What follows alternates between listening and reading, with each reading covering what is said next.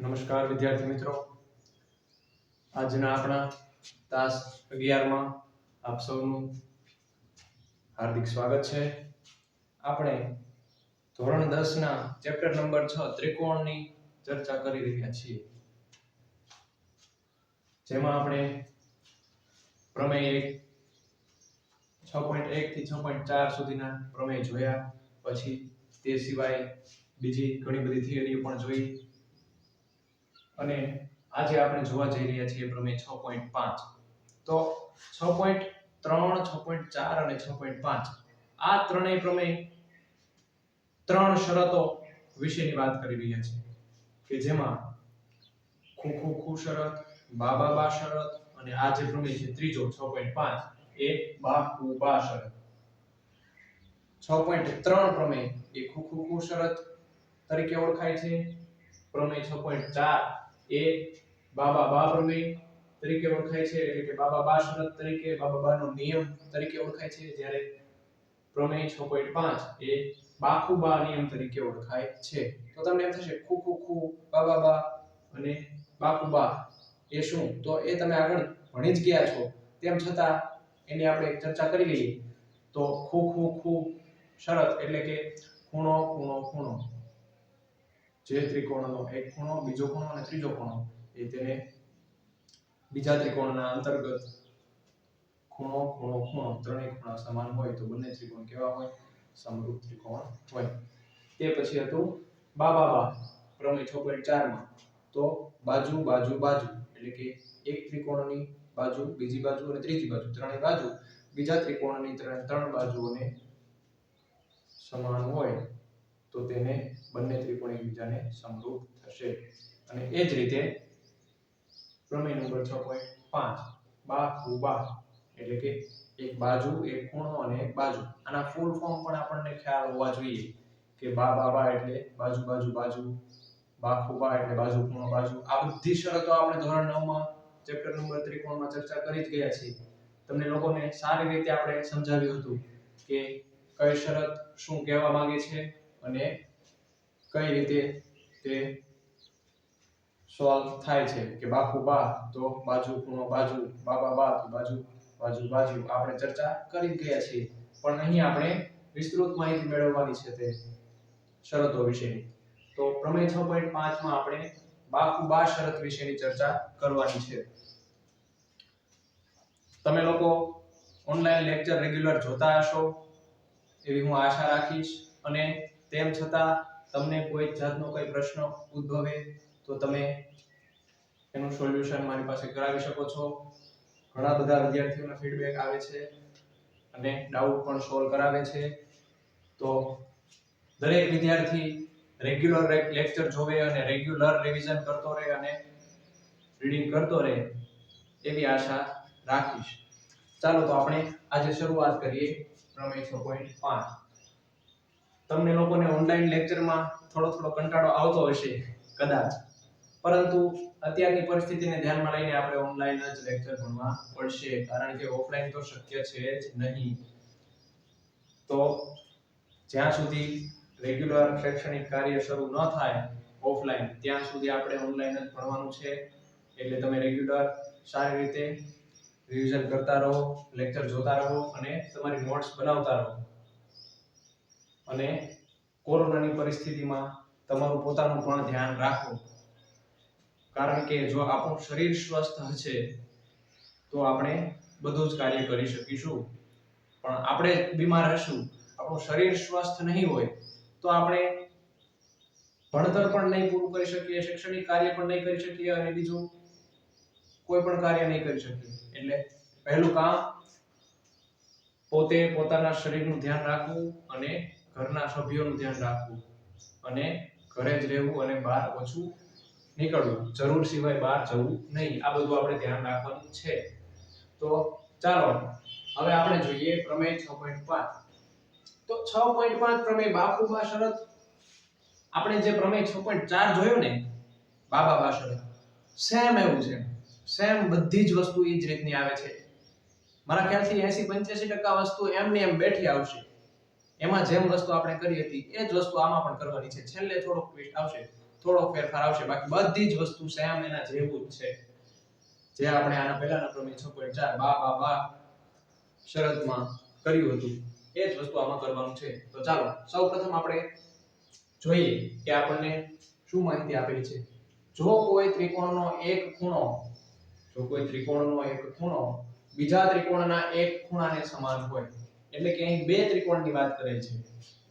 જો કોઈ એક ત્રિકોણનો ખૂણો બીજા ત્રિકોણના એક ખૂણાને સમાન હોય, એટલે કે બે ત્રિકોણોમાં પ્રથમ ત્રિકોણનો એક ખૂણો અને બીજા ત્રિકોણનો એક ખૂણો બંને સમાન હોય. ચાલો અહીં આપણે સમજવા માટે આકૃતિ દોરીએ. આ એક ત્રિકોણ છે, આ બીજો ત્રિકોણ છે. તો કોઈ ત્રિકોણનો એક ખૂણો, એટલે કે આ પ્રથમ ત્રિકોણ છે, આપણે આને કહીએ XYZ, આને કહીએ આપણે PQR. તો XYZ ત્રિકોણનો એક ખૂણો એ બીજા ત્રિકોણના એક ખૂણાને સમાન હોય. તો માનો કે હું XYZ ત્રિકોણ છે એનો આ ખૂણો લઉં, x ખૂણો લઉં, તો આ ખૂણો એ બીજા ત્રિકોણના એક ખૂણાને સમાન છે. તો આ ખૂણો એ બીજો ત્રિકોણ કયો છે PQR, આને સમાન છે. હું એમ કહું કે આ પ્રથમ ત્રિકોણનો ખૂણો x એ બીજા ત્રિકોણના ખૂણા p ને સમાન છે. આ વસ્તુ આપણને આપેલી છે. તો એનો મતલબ શું થશે? ખૂણો x ખૂણો p આવું આપેલું છે એમ સાબિત થશે. એક ખૂણો બીજા ત્રિકોણના એક ખૂણાને સમાન હોય અને આ ખૂણાઓ જે બાજુઓને અંતર્ગત હોય તે બાજુઓ સમપ્રમાણમાં હોય. એટલે કે આ ખૂણાઓ, એટલે કે x અને p આ ખૂણાઓ જે બાજુને અંતર્ગત હોય, જે બાજુને અંતર્ગત એટલે શું? ખૂણો એ શું છે કે બે બાજુઓ જોડાય છે ત્યારે ખૂણાની રચના થાય છે. તો આ x ખૂણો છે એ કઈ બાજુના જોડાણથી બનેલો છે? તો આપણે જોઈ શકીએ કે xy બાજુ અને xz બાજુ આ બંને બાજુઓના જોડાણથી, એટલે કે આ બે બાજુઓની અંતર્ગત આવેલો છે. આ ખૂણો અંતર્ગત એટલે બે બાજુઓની વચ્ચે જે ખૂણો આવેલો હોય ને એને અંતર્ગત ખૂણો કહે છે. તો આ જે x ખૂણો છે એ કઈ બે બાજુને અંતર્ગત આવેલો છે? xy અને xz. એ જ રીતે ખૂણો p છે તો એ કઈ બે બાજુની અંતર્ગત આવેલો છે? ખૂણો pq અને ખૂણો pr. આ બે બાજુને અંતર્ગત આવેલો છે. તો આપણને શું કહે છે? જે બાજુઓને અંતર્ગત હોય, એટલે કે જે બાજુઓને અંતર્ગત હોય આ ખૂણો, તે બાજુઓ સમપ્રમાણમાં હોય. આ બંને ખૂણાઓ સમાન કીધેલા છે અને આ બંને ખૂણાઓ જે બાજુઓને અંતર્ગત હોય, એટલે કે આ ખૂણો છે xy અને xz ને અંતર્ગત અને આ ખૂણો છે pq અને pr ને અંતર્ગત. તો આ બાજુઓ સમપ્રમાણમાં હોય કીધેલું છે.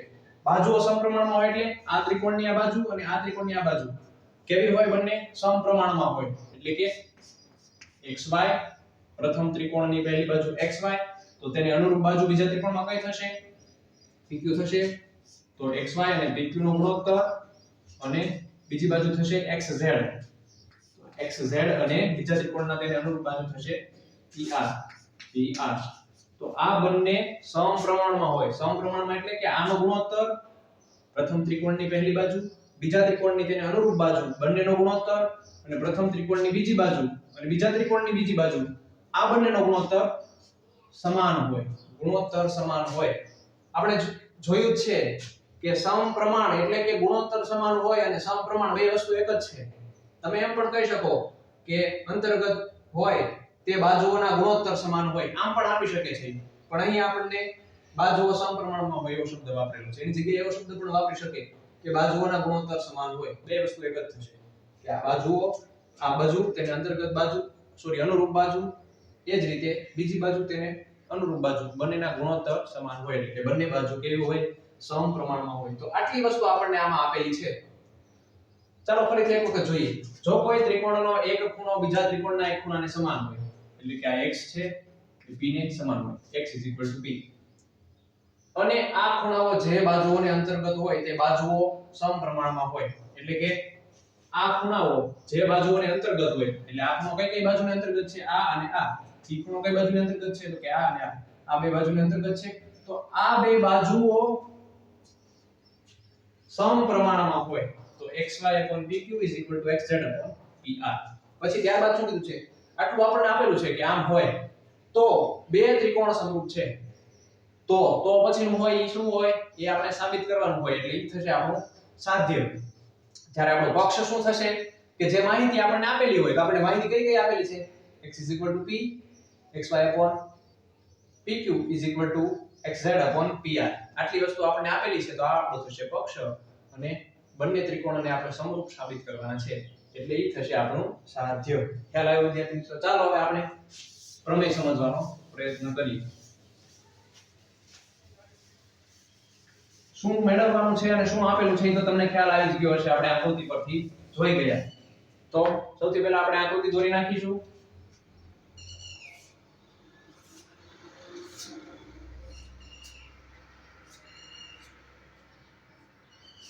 ચાલો આને આપણે કહીએ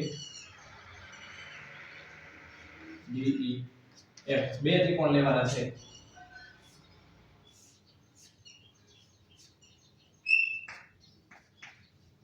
ABC અને DEF. ચાલો તો સૌથી પહેલા આપણે લખીએ પક્ષ. તો વિદ્યાર્થી મિત્રો પક્ષ શું થશે? ત્રિકોણ ABC અને ત્રિકોણ DEF માં જો કોઈ ત્રિકોણનો એક ખૂણો બીજા ત્રિકોણના એક ખૂણાને સમાન હોય એ પણ કયા ત્રિકોણ? તો આપણે ત્રિકોણના નામ લખવા પડશે કે ત્રિકોણ ABC અને ત્રિકોણ DEF માં ખૂણાઓ સમાન હોય, બે ખૂણાઓ એટલે કે પહેલા ત્રિકોણનો પહેલો ખૂણો છે A અને એને અનુરૂપ ખૂણો થશે D. બંને ખૂણા સમાન હોય અને આ ખૂણાઓ જે બાજુઓને અંતર્ગત હોય તે બાજુઓ સમપ્રમાણમાં હોય. તો કઈ કઈ બાજુને અંતર્ગત છે? તો આપણે એ લખીએ અને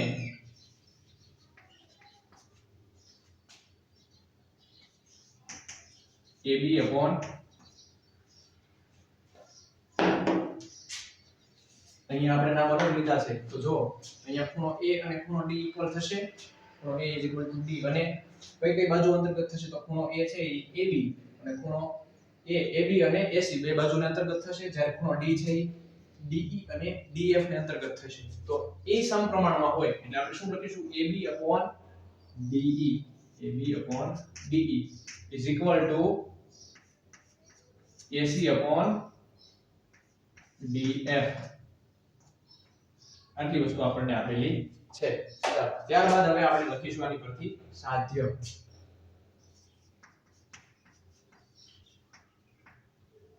તો સાધ્યમાં આપણે શું લખીશું? તો બે ત્રિકોણ સમરૂપ હોય એટલે કે કયા બે ત્રિકોણ? ત્રિકોણ ABC સમરૂપ ત્રિકોણ DEF. બે ત્રિકોણ કેવા હોય? સમરૂપ હોય એમ આપણે સાબિત કરવાનું છે એટલે એ લખ્યું આપણે સાધ્યમાં. ત્યારબાદ આપણે શરૂઆત કરીએ સાબિતીની. સાબિતી મેળવતા પહેલા આપણે જોઈ લઈએ કે કઈ રીતે આપણે સાબિત કરશું. આપણને બે આકૃતિ આપેલી છે તો આપણે આને સાબિત કઈ રીતે કરશું? તો સૌપ્રથમ આપણે એક ત્રિકોણ નાનો છે જ્યારે બીજો ત્રિકોણ મોટો છે. તો બીજા ત્રિકોણ જે મોટો ત્રિકોણ છે DEF એમાં આપણે બે બિંદુઓ એવા લેશું. અહીં આપણે ત્રિકોણ DEF માં બે બિંદુઓ એવા લેશું કે જેથી કરીને DE ઉપર કોઈ એક બિંદુ એવું લઈએ કે જે AB જેટલું અંતર ધરાવે, AB જેટલી લંબાઈ ધરાવે, A થી B સુધીનું જેટલું અંતર છે ને એટલું અંતર ધરાવે એવું એક આપણે બિંદુ અહીં લેશું P. અને એ જ રીતે AC ની લંબાઈ જેટલું અંતર ધરાવે તેવું એક બિંદુ આપણે અહીં લેશું Q. ખ્યાલ આવ્યો વિદ્યાર્થી મિત્રો? આપણે DE ઉપર P કઈ જગ્યાએ લીધું? તો કે A થી B સુધીનું જેટલું અંતર છે ને એટલા અંતર ધરાવતું એક બિંદુ આપણે P લીધું અને A થી C નું અંતર છે એટલું અંતર ધરાવે એવું બિંદુ આપણે Q લીધું. એટલે એનો મતલબ એમ થશે કે AB અને DP બંને સમાન થશે કેમ કે A થી B નું જેટલું અંતર છે ને એટલા જ અંતરે આપણે બિંદુ P લીધું છે D થી P નું અંતર એટલું છે કે જેટલું A થી B નું અંતર છે અને એ જ રીતે D થી Q નું અંતર એટલું છે કે જેથી AC નું અંતર જેટલું છે એટલા અંતરે આપણે Q બિંદુ લીધું છે. અને ત્યારબાદ આપણે આ બંને બિંદુઓને જોડી દઈશું P અને Q ને. એટલે હવે આ પરથી આપણને ખ્યાલ આવે કે AB અને DP સમાન થશે, AC અને DQ સમાન થશે. A અને D તો સમાન છે જ તે હવે આપણે સાબિત શું કરશું? તો સૌપ્રથમ તો આપણે આને બંનેને સમાંતર સાબિત કરી દઈશું.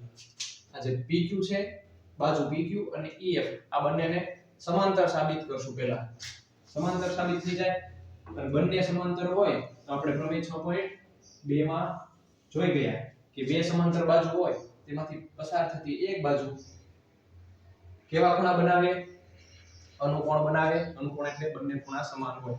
સમાંતર બાજુમાંથી પસાર થતી એક રેખા બંનેમાં અનુકોણની જોડ બનાવે છે, એટલે કે P અને E સમાન થશે. અને આપણે B અને ત્રિકોણ ABC અને DEQ આ બંનેને પણ આપણે કેવા સાબિત કરવા પડશે?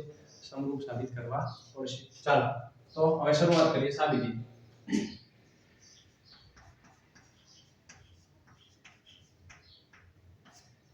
સાબિતી સૌપ્રથમ આપણે શું કામ કર્યું કે ત્રિકોણ DEF માં બાજુ DE અને બાજુ DF પર અનુક્રમે P અને Q બિંદુઓ એવા લીધા કે જેથી DP AB થાય અને DQ AC થાય. તો આપણે સાબિતીમાં લખીએ કે ત્રિકોણ DEF માં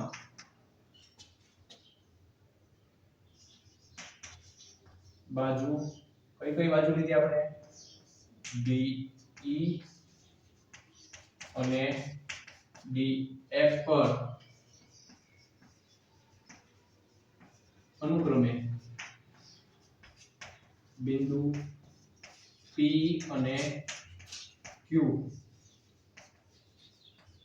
એવી રીતે દોરો કે જેથી DP AB અને DQ AC થાય. ત્રિકોણ DEF માં બાજુ DE અને DF પર અનુક્રમે બિંદુ P અને Q એવી રીતે દોરો કે જેથી કરીને DP અને AB સમાન થાય અને DQ અને AC સમાન થાય. ત્યારબાદ આપણે શું કામ કર્યું? P અને Q ને જોડી દીધા. તો ઉપરાંત P અને Q ને જોડો એટલે કે રેખાખંડ PQ બનાવો. તો આપણે રેખાખંડ PQ પણ બનાવી નાખ્યો.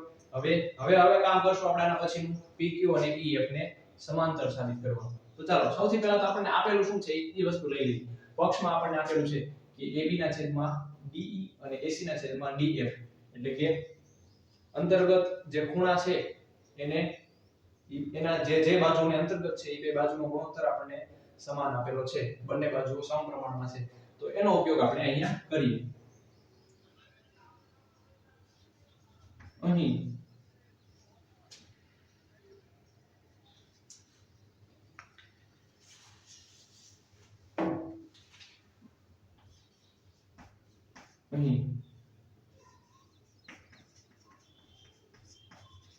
આકૃતિમાં AB upon DE is equal to AC upon DF. Sorry આકૃતિમાં નહીં પણ પક્ષમાં આપેલું છે ને આપણને. અહીં પક્ષમાં AB upon DE અને AC upon DF આપેલ છે.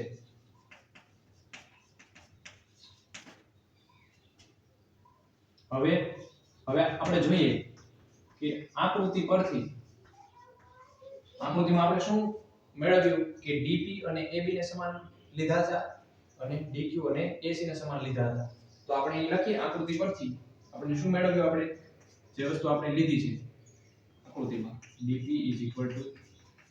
AB and DQ AC. તો આ કિંમત જે છે DP ની AB છે અને AC બરાબર DQ છે. તો AB ની જગ્યાએ DP, તો આ ઉપરનો જે બંનેનો ગુણોત્તર છે એમાં હું DP ની જગ્યાએ AB ની જગ્યાએ DP, AC ની જગ્યાએ DQ લખી શકું. હા, કારણ કે AB બરાબર DP છે, AC બરાબર DQ છે. તો હું આનું બેનું નામ ચેન્જ કરી નાખું. જ્યાં AB છે ત્યાં DP કરી નાખું.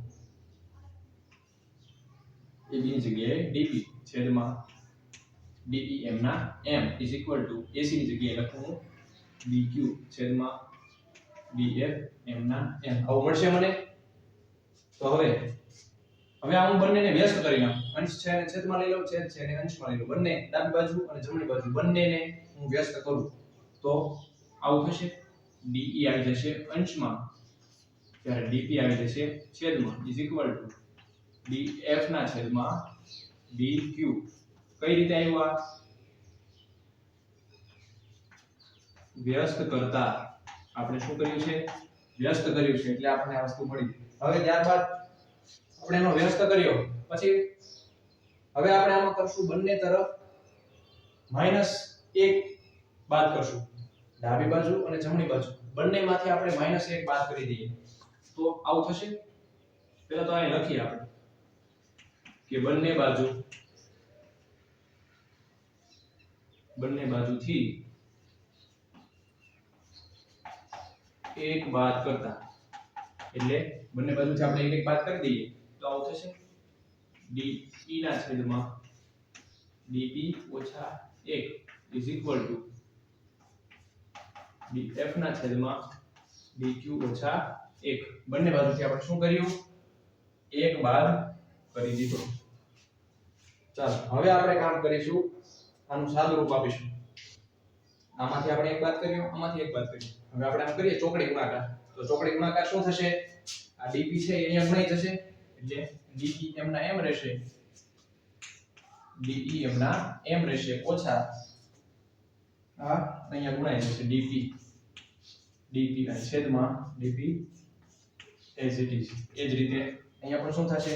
આની સાથે ગુણાશે, અહીંયા છેદમાં કઈ ન હોય તો 1 હશે, એ આની સાથે ગુણાશે એટલે કાંઈ ફેર પડશે નહીં. એટલે કે DF ઓછા આ DQ એક સાથે ગુણાશે એટલે DQ છેદમાં DQ. હવે જો DE DP એટલે શું? તો આપણે આકૃતિમાં જોઈએ કે DP ક્યાં આપેલો છે અને DE ક્યાં આપેલો છે, P ક્યાં આપેલો છે?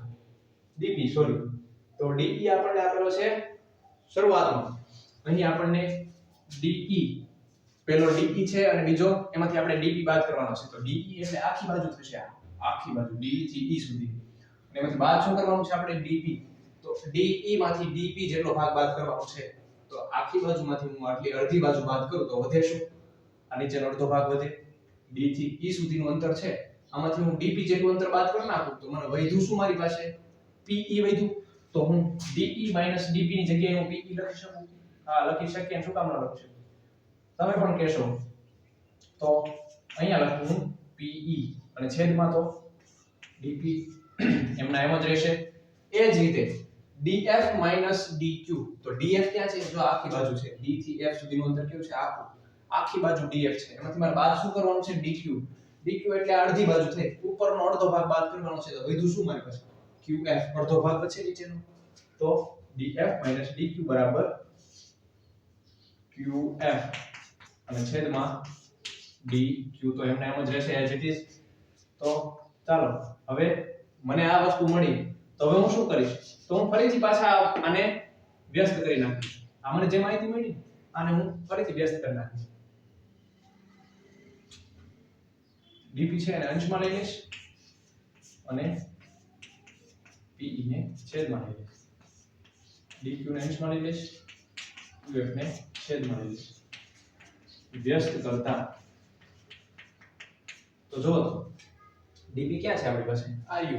DP છેદમાં શું છે? PE. તો DP ના છેદમાં PE. અંશમાં શું છે? DQ છેદમાં QF. તો DQ ના છેદમાં QF. ઉપરનો અડધો ભાગ છેદમાં નીચેનો અડધો ભાગ ઇઝ ઇક્વલ ટુ ઉપરનો અડધો ભાગ છેદમાં નીચેનો અડધો ભાગ. આપણે આમ ને આમ પણ રાખી શકતા હતા, કોઈ જાતનો ફેરફાર થતો નથી, પણ આપણે વ્યવસ્થિત કરી નાખ્યું. પહેલું સૂત્ર લાગશે. આપણે જે 5 સૂત્રો ભણ્યા હતા ને સમપ્રમાણતા માટેના, એમાં પહેલું સૂત્ર બનશે આમાં ઉપરનો અડધો ભાગ છેદમાં નીચેનો અડધો ભાગ ઇઝ ઇક્વલ ટુ સામેની બાજુમાં ઉપરનો અડધો ભાગ છેદમાં નીચેનો અડધો ભાગ. અને જો આવું હોય તો એનો મતલબ એમ થાય કે ત્રિકોણમાંથી પસાર થતી રેખા ત્રણમાંથી કોઈ એક રેખાને સમાંતર હોય. તો જે રેખા પસાર થાય છે એ કોઈ એક રેખાને સમાંતર હોય અને બાકીના બંને રેખામાંથી પસાર થતી હોય.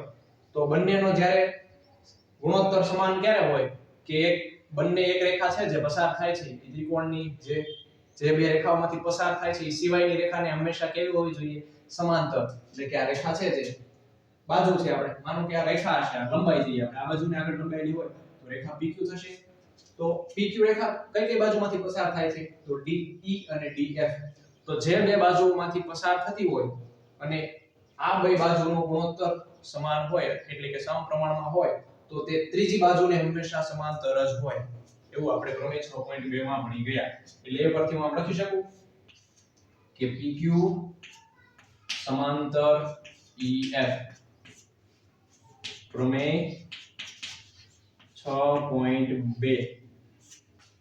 પ્રમેય 6.2 માં આપણે આ જ વસ્તુ ભણ્યા કે જ્યારે કોઈ એક રેખા ત્રિકોણની કોઈ બે બાજુઓને સમપ્રમાણમાં હોય તો તે બે સિવાયની ત્રીજી બાજુને હંમેશા સમાંતર જ હોય. જે આપણે પ્રમેયમાં ભણી ગયા છીએ એ પરથી આપણે લખ્યું કે PQ સમાંતર EF અને આ નિશાની કોની છે? સમાંતરની. આ બંને બાજુને સમાંતર દર્શાવવા માટે આપણે આ નિશાની કરીએ છીએ. ખ્યાલ આવ્યો વિદ્યાર્થી મિત્રો તમને? સાવ એટલે સાવ સરળ છે. જે આની પહેલાના આપણે થિયરમમાં જે પ્રમેયમાં જોયું હતું એ જ વસ્તુ અહીંયા થાય છે. બીજો કોઈ જાતનો ફેરફાર થતો નથી. એ જ વસ્તુ આપણે આમાં કરવાની છે. મોટા ભાગનું રિપીટ જ થવાનું છે. તો ચાલો હવે બંને રેખાઓ સમાંતર આવી ગઈ તો હવે ફરીથી આપણે અનુકોણની જોડ બનશે કે જો સમાંતર રેખાઓમાંથી કોઈ એક રેખા કોમન રેખા પસાર થાય કે બે રેખાઓમાંથી કોઈ એક રેખા પસાર થાય, બે સમાંતર રેખાઓ એટલે કે આ બે સમાંતર રેખાઓ છે. આ PQ છે, ઉપરની છે આ PQ છે, નીચેની છે EF છે. તો આમાંથી કોઈ એક સામાન્ય રેખા એટલે કે બંનેમાંથી પસાર થતી હોય એવી એક રેખા, બંને સમાંતર રેખાઓમાંથી કોઈ સામાન્ય રેખા પસાર થાય તો એ હંમેશા અનુકોણની જોડ બનાવે. અનુકોણની જોડ એટલે શું? કે બંને રેખાઓને જ્યાં છેદે ત્યાં સમાન ખૂણાઓ બનાવે. આ આપણે અનુકોણની જોડનો પ્રમેય ભણી ગયા. એ પરથી આપણે લખી શકીએ કે જો PQ અને EF સમાંતર હોય તો P અને E પણ કેવા હોવા જોઈએ? ખૂણો P અને ખૂણો E પણ કેવા હોવા જોઈએ? સમાન હોવા જોઈએ. કારણ કે સમાંતરમાં આવેલી રેખામાંથી પસાર થતી એક રેખા એ બંને રેખા પર અનુકોણની જોડ બનાવે છે એટલે કે બંને ખૂણાઓ સમાન થાય છે. એ જ રીતે આ રેખા છે એમાં જો ઓલી બાજુથી પણ એક રેખા પસાર થશે ને QF. PQ અને EF માં જો અહીંયા આમ પસાર થશે આડી, આ રીતની આમ પસાર થશે. તો આ પણ સમાંતર રેખાઓ છે. સમાંતર રેખામાંથી પસાર થતી એક રેખા QF એ બંને રેખાઓ પર કેવા ખૂણા બનાવશે? સમાન જ બનાવશે, અનુકોણની જોડ જ બનાવશે. એટલે Q અને F પણ કેવા થવાના છે? સમાન થવાના છે. તો ચાલો આપણે પરથી લખીએ અહીંયા કે અહીં PQ અને EF, PQ અને EF ને PE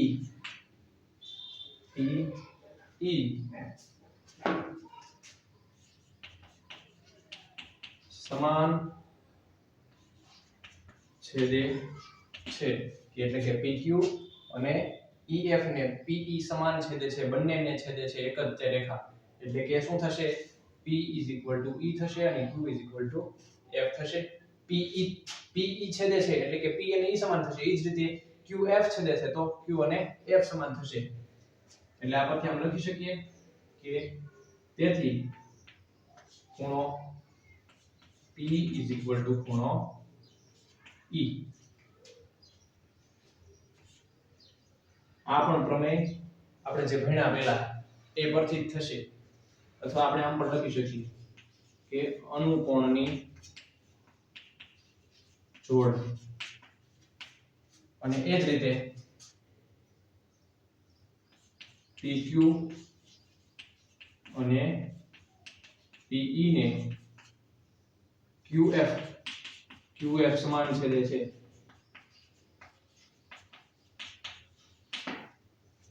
સામેની બાજુ QF સમાન છેદે છે.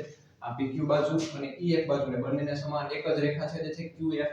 તો આ બંને પણ કેવી જોડ બનશે? અનુકોણની જોડ બનશે. તેથી ખૂણો Q ખૂણો F થશે. ખ્યાલ આવ્યો વિદ્યાર્થી મિત્રો? આ પણ કેવી થશે? અનુકોણની જોડ થશે. તો P અને E સમાન થયા અને Q અને F પણ સમાન થયા.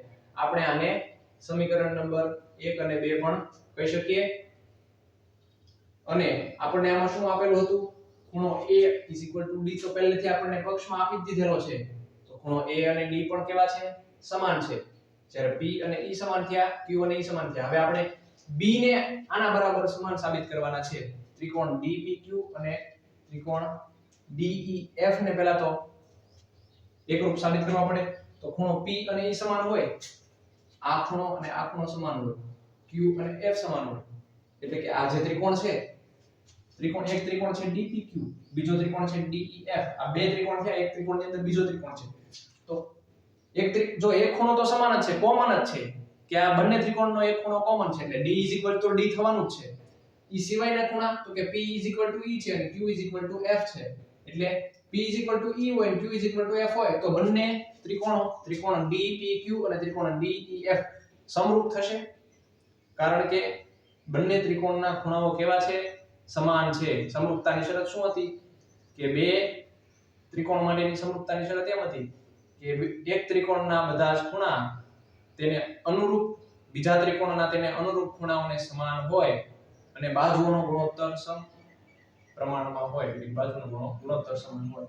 તો જો PQ અને EF બંને સમાંતર છે એટલે બાજુનો ગુણોત્તર તો ઓલરેડી સમાન છે જ તે, સમપ્રમાણમાં છે જ તે. અને ખૂણા પણ આપણે કેવા સાબિત કર્યા? P E અને Q F. આથી આપણે લખી શકીએ કે આથી શરત ખોખું મુજબ, શરત ખોખું એટલે ખૂણો, એક ત્રિકોણનો ખૂણો, બીજા ત્રિકોણનો ખૂણો, અને પ્રથમ ત્રિકોણનો બીજો ખૂણો, બીજા ત્રિકોણનો બીજો ખૂણો, આનો ખૂણો, આ ખૂણો બીજા ત્રિકોણના ખૂણાને સમાન હોય, પ્રથમ ત્રિકોણનો બીજો ખૂણો એ બીજા ત્રિકોણના બીજા ખૂણાને સમાન હોય. તો ખૂણો શરત મુજબ આપણે એમ કહી શકીએ કે ત્રિકોણ DPQ અને ત્રિકોણ DEF બંને સમરૂપ ત્રિકોણ છે. તો અહીં લખીએ, તેથી ત્રિકોણ DPQ સમરૂપ ત્રિકોણ DEF. ખ્યાલ આવ્યો વિદ્યાર્થી મિત્રો? શરત ખોખું મુજબ આપણે એમ લખ્યું કે ત્રિકોણ DPQ અને ત્રિકોણ DEF બંને સમરૂપ ત્રિકોણો છે. હવે આપણે બંને ત્રિકોણો વિશેની વાત કરીએ. જો આ ખૂણો અને આ ખૂણો સમાન હોય તો હવે ફરીથી પાછા આપણે આવી જઈએ આગળ. આપણે શું જોયું હતું અહીંયા? AB અને DB કેવા છે? સમાન છે. AC અને DQ પણ કેવા છે? સમાન છે. AB અને DP સમાન છે, AC અને DQ સમાન છે, અને A અને D પણ કેવા છે? સમાન છે. એ આપણને આપેલું છે પક્ષમાં. તો અહીંયા આપણે આ બંને ત્રિકોણોને પણ એકરૂપ દર્શાવી શકીએ. જો કેમ કે એમાં તો બાજુ સમાન છે અને ખૂણો સમાન છે. તો અહીં અથવા તો હવે ત્રિકોણ ABC અને ત્રિકોણ DPQ માં, ત્રિકોણ ABC અને ત્રિકોણ DPQ માં એ બંનેની વાત કરીએ તો બંનેમાં સમાન શું છે? જો તો પહેલા તો ખૂણો બાજુ AB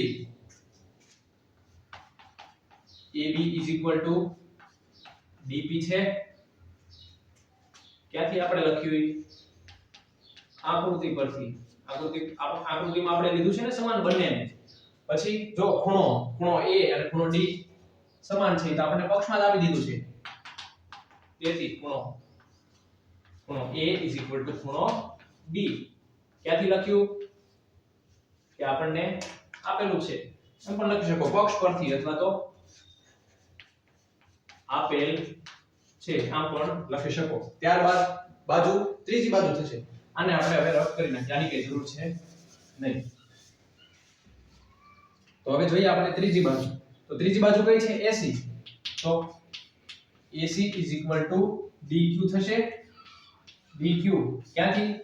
તો કે આકૃતિ પરથી. આપણે આકૃતિમાં DQ એ જ રીતનું લીધું હતું કે જેટલું AC નું અંતર છે, એટલે આપણે AC બરાબર DQ પણ લખી શકીએ. તો હવે જોવો તો બાજુ ખૂણો બાજુ, એટલે કે આ પહેલી બાજુ AB બીજા ત્રિકોણની બાજુ DP, પહેલા ત્રિકોણનો ખૂણો એટલે કે A, બીજા ત્રિકોણનો બીજો ખૂણો D, પહેલા ત્રિકોણની બાજુ AC, બીજા ત્રિકોણની બાજુ DQ. તો બાજુ ખૂણો બાજુ, આની બાજુ ખૂણો બાજુ, તો બા ઉબા શરત મુજબ પ્રમાણે બંને ત્રિકોણો કેવા થાય? એકરૂપ સાબિત થાય. આથી શરત બા પરથી ત્રિકોણ ABC એકરૂપ ત્રિકોણ DPQ થશે. ખ્યાલ આવ્યો વિદ્યાર્થી મિત્રો? હવે જુઓ તમે, ત્રિકોણ ABC અને ત્રિકોણ DPQ સમાન છે, બંને એકરૂપ છે, એટલે કે એનો એકરૂપ ત્રિકોણના અનુરૂપ અંગો પણ કેવા હોય? સમાન હોય, બધી બાજુ સમાન હશે, બધા ખૂણા સમાન હશે. તો હવે પાછા આપણે ફરીથી આવી જઈએ કે જો ત્રિકોણ ABC અને ત્રિકોણ DPQ બંને એકરૂપ ત્રિકોણ હોય તો આ પરથી આપણે આમ લખી શકીએ કે તેથી ખૂણો B ખૂણો P, કારણ કે બંને ત્રિકોણો કેવા છે? એકરૂપ છે. તો આ એકરૂપ ત્રિકોણના બધા જ અંગો સમાન હોવા જોઈએ. પ્રથમ ત્રિકોણના ખૂણા ત્રણ ખૂણા એ બીજા ત્રિકોણના ત્રણ ખૂણાને કેવા હોવા જોઈએ? સમાન હોવા જોઈએ. પ્રથમ ત્રિકોણની ત્રણ બાજુ એ બીજા ત્રિકોણની ત્રણ બાજુ કેવું હોવું જોઈએ? સમાન હોવું જોઈએ. તો જ એને એકરૂપ ત્રિકોણ કહેવાય. જ્યારે આપણે એકરૂપ તો સાબિત કરી દીધા છે, તો એ પરથી આપણે આમ લખી શકીએ ખૂણો B ખૂણો P, કારણ કે બંને ત્રિકોણ કેવા છે? એકરૂપ છે. અને એ જ રીતે ખૂણો C ખૂણો Q. ખ્યાલ આવ્યો વિદ્યાર્થી મિત્રો? આને આપણે સમીકરણ નંબર, આપણે એક સમીકરણ આપેલ નથી ને આગળ નહીં, તો આને આપણે સમીકરણ નંબર 1 કહીએ, આને સમીકરણ નંબર 2 કહીએ. તો હવે જુઓ, ખૂણો B ખૂણો P છે, ખૂણો C ખૂણો Q છે, અને A ખૂણો D એ તો આપણને ઓલરેડી પક્ષમાં જ આપી દીધેલું છે. તો બંને ત્રિકોણો એકરૂપ છે એમ સાબિત કરી નાખ્યું. એની પરથી આપણે આમ લખ્યું કે B P અને C Q. પરંતુ અહીં આને આપણે કઈ ક્રમ આપ્યા નથી, એટલે સમીકરણ નંબર એને આપી દઈએ આપણે પહેલા. જો આની જરૂર પડશે આપણે P એ આપણે સાબિત કર્યું હતું અનુકૂળની જોડ પ્રમાણે. તો આને આપણે સમીકરણ નંબર 1 કહીએ, આને સમીકરણ નંબર 2 કહીએ, અને આને સમીકરણ નંબર 3 અને આને સમીકરણ નંબર 4 કહીએ. તો હવે જો, પરંતુ સમીકરણ 1 અને 2 શું કહે છે કે P E છે, Q F છે. તો અહીં P E છે અને અહીં P શું છે? B છે. અહીં Q F છે અને અહીં Q C છે. તો Q બરાબર C પણ છે અને Q બરાબર F પણ છે. તો C બરાબર F થવું જોઈએ, કારણ કે બંને Q ને ઇક્વલ જ છે. તો હું એમ કહું કે આ ડસ્ટર અને આ ડસ્ટર બંને એક સમાન છે, એક સરખો વજન છે, બંનેના કદ સમાન છે, બધું સમાન છે. અને આ ડસ્ટર અને આ પ્રથમ અને આ બીજું, આ વચ્ચેનું ડસ્ટર આ છે. પહેલા આપણે આ બેની સરખામણી કરીએ. હવે હું એમ કહું કે આ ડસ્ટર અને આ ડસ્ટર, આ પ્રથમને આપણે મૂકી દઈએ સાઈડમાં, બીજું ડસ્ટર અને ત્રીજું ડસ્ટર, આ બંનેના વજન સમાન છે, કદ સમાન છે, ભાવ પણ સમાન છે. હાલો, એક બેના પ્રાઇસ, કિંમત આપણે બજારમાં લેવા જઈએ તો બંનેની કિંમત પણ સમાન છે. તો આ બંને એક થાય એમ કહી શકું? આ અને આમાં કોઈ જાતનો ફેરફાર નથી એમ કહી શકું? તો આ બંને સમાન હોય અને આ ત્રીજું છે અને આ બીજું છે, તો ત્રીજાને હું ઘડીક એક બાજુ મૂકું. પહેલું ને બીજું બે ડસ્ટર પણ એકબીજાને સમાન છે બધી જ રીતે. તો પહેલું ને બીજું સમાન હોય, બીજું અને ત્રીજું સમાન હોય, તો પહેલું અને ત્રીજું બંને ડસ્ટર પણ સમાન થવા જોઈએ. કારણ કે આનો જેટલો ભાવ છે એટલો જ આનો ભાવ છે, એની કિંમત પણ આટલી છે. આનો જેટલો વજન છે એટલું જ વજન આનું છે, આનું જેટલું કદ છે એટલું જ કદ આનું છે, અને જેટલી લંબાઈ છે એટલી લંબાઈ આની છે, અને જેટલી પહોળાઈ છે એટલી પહોળાઈ આની છે. તો ત્રણે ત્રણ ડસ્ટર એકબીજા સાથે એકરૂપ થશે, કોઈ જાતનો ફેરફાર આવશે નહીં. એ જ રીતે આપણે અહીંયા કહી શકીએ કે આ P E છે અને અહીં P B પણ છે. તો P B થશે અને E પણ B થઈ શકે. તો અહીંયા લખીએ, પરંતુ સમીકરણ 1 અને 2 પરથી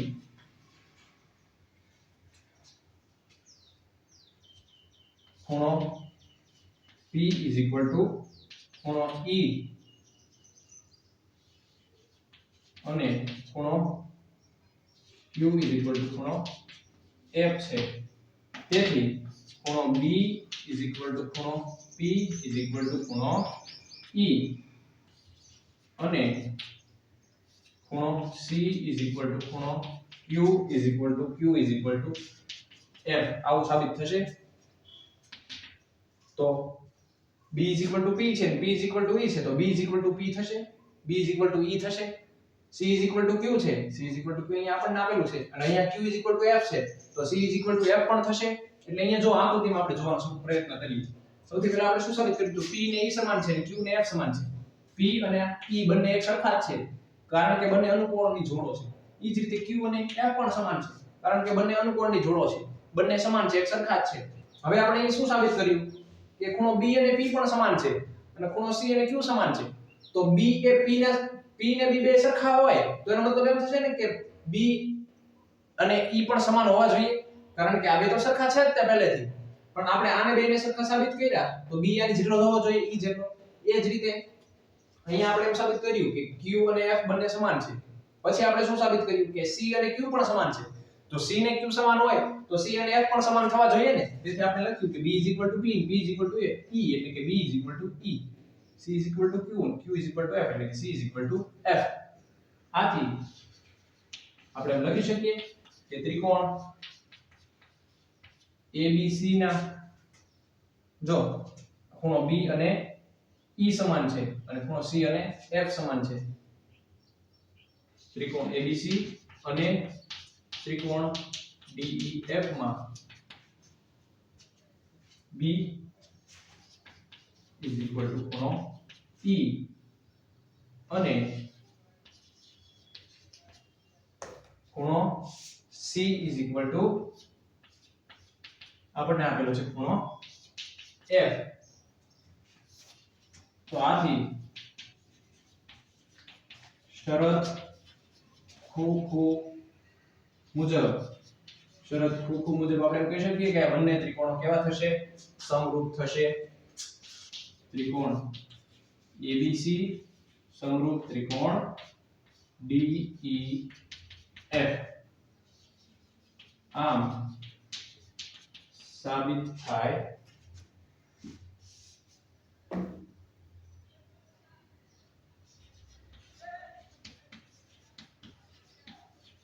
ખ્યાલ આવ્યો વિદ્યાર્થી મિત્રો? શું કર્યું આપણે? સૌથી પહેલા આપણે શું સાબિત કર્યું પહેલેથી જોઈએ તો આપણે પક્ષમાં ત્રિકોણ ABC અને DEF માં એક ખૂણો સમાન આપેલો હતો તો આપણે A અને D ને સમાન રાખ્યા. પછી આ ખૂણાઓ જેને અંતર્ગત છે એ બાજુ સમપ્રમાણમાં આપેલી હતી તો એ આપણે લખી. ત્યારબાદ સાધ્યમાં શું લખ્યું કે ત્રિકોણને સમરૂપ સાબિત કરવાના તો એ લખ્યું. પછી સાબિતીમાં તો સૌથી પહેલા તો આપણે ત્રિકોણ DEF માં બે બિંદુઓ લીધા DE અને DF પર કે જેમાં P અને Q એવી રીતે લીધા કે જેથી AB DP થાય અને AC DQ થાય. પછી AB DE અને AC DF એ આપણે પક્ષમાં આપેલું હતું. એમાં આપણે AB અને AC ની જગ્યાએ આપણે શું નામ લખી નાખ્યા DP અને DQ. પછી ત્યારબાદ આનો વ્યસ્ત કરી નાખ્યો. વ્યસ્ત કર્યા બાદ બંને બાજુ આપણે એક બાદ કર્યા. એક બાદ કરીને પછી આપણે શું કર્યું? ચોકડી ગુણાકાર કર્યો.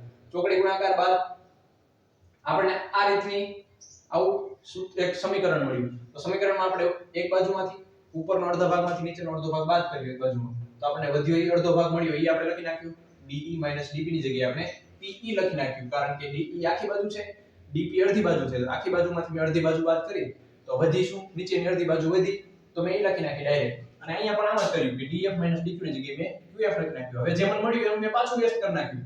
વ્યસ્ત કર્યું તો આ મને શું મળ્યું? DP PE અને DQ QF. તો આ મને મળ્યો ત્રિકોણ DEF માં મને બે બાજુનો સમપ્રમાણ મળ્યું મને કે બંને બાજુઓમાંથી જે પસાર થતી રેખા એ બંને બાજુનો ગુણોત્તર સમાન થાય છે અને બંને બાજુને સમપ્રમાણમાં છે. અને કોઈ પણ ત્રિકોણમાંથી પસાર થતી રેખા જો બે બાજુમાંથી પસાર થતી હોય બે બાજુને સમપ્રમાણમાં હોય તો તે સિવાયની ત્રીજી બાજુને હંમેશા કેવી હોય? સમાંતર જ હોય. આપણે પ્રમેય 6.2 માં ભણી ગયા. એ પરથી આપણે લખ્યું કે PQ સમાંતર EF થશે. પછી PQ અને EF બંને સમાંતર હોય તો તેમાંથી પસાર થતી રેખા PE એ અનુકોણની જોડ બનાવે એટલે કે P અને E સમાન થાય. અને એ જ રીતે રેખા PQ અને EF માંથી પસાર થતી રેખા QF જો બંને રેખાને સમાન હોય તો Q અને F બંને પણ સમાન થવા જોઈએ અનુકોણની જોડ પ્રમાણે. આથી શરત ખોખું મુજબ ત્રિકોણ DPQ અને ત્રિકોણ DEF, એટલે કે ત્રિકોણ DPQ એટલે ઉપરનો અડધો ત્રિકોણ અને DEF આખો ત્રિકોણ, બંને કેવા સાબિત થયા? સમરૂપ સાબિત થયા. ત્યારબાદ હવે ત્રિકોણ ABC અને DPQ માં આપણે શું જોયું? ત્રિકોણ ABC એટલે કે આ અને ત્રિકોણ DPQ એટલે કે આ. તો એમાં AB DP જે આપણે લીધું જ હતું આકૃતિમાં, આકૃતિ પરથી આપણે લખ્યું AB DP. A D એ તો આપણે ઓલરેડી પક્ષમાં આપી દીધેલું છે, એટલે A D અને AC DQ. AC DQ એ પણ આપણે આકૃતિ પરથી લીધું. ત્યારબાદ એક બાજુ સમાન છે બીજા ત્રિકોણ સાથે, એક ખૂણો છે અને એક બાજુ છે, તો બાકુબા, એક બાજુ એક ખૂણો અને એક બાજુ, તો બાકુબા શરત પ્રમાણે હું કહી શકું કે ત્રિકોણ ABC અને ત્રિકોણ DPQ બંને કેવા થાય? એકરૂપ સાબિત થાય શરત બાકુબા મુજબ.